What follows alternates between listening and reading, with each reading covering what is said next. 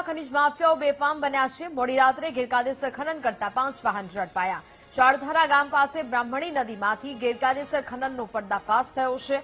નદીમાં રેતી ખનન દરમિયાન ખાણ ખનીજ વિભાગે દરોડા પાડ્યા। 2 ડમ્પર, 2 હિટાચી અને 1 લોડર મશીન જપ્ત કરી પોલીસ હવાલે કરવામાં આવ્યા છે। આ સમગ્ર મામલે કાર્યવાહી છે તે કરવામાં આવી। બ્રાહ્મણી નદીમાંથી ગેરકાયદેસર ખનનનો પર્દાફાશ કરવામાં આવ્યો છે। મોરબીના હળવદની ઘટના ખનીજ માફિયાઓ જ્યાં બેફામ બની રહ્યા છે। મોડી રાત્રે ગેરકાયદેસર ખનન કરતા 5 જેટલા વાહનો ઝડપાતા કાર્યવાહી કરવામાં આવી છે।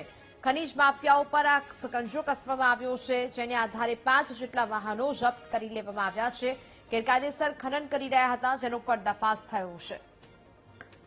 સંવાદદાતા વિશાલ ફોન લાઈન પર જોડાયા છે। વિશાલ, હળવદમાં ખનીજ માફિયાઓ બેફામ બન્યા છે, શું કાર્યવાહી કરવામાં આવી છે હાલ?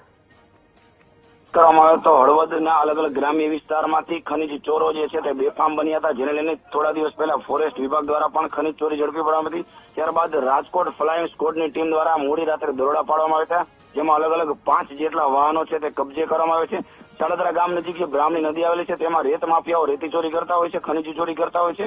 જે લોકો બેફામ બન્યા હોય તે પ્રકારે કામગીરી કરતા હોય છે અને જેને લઈને તંત્રની જે કામગીરી છે તે નિષ્ફળ જોવા મળી હતી। ત્યારબાદ રાજકોટની ફ્લાઇંગ સ્કોડની ટીમ દ્વારા 2 જેટલા ડમ્પરો, 2 હિટાચી અને 1 લોડર મશીન સહિત 5 વાહનો કબજે કરવામાં આવે છે, જેને લઈને ખનીજ માફિયાઓમાં રીતસરનો ફફડાટ વ્યાપી જવામાં પામ્યો છે। બિલકુલ વિશાલ, જાણકારી બદલ આભાર।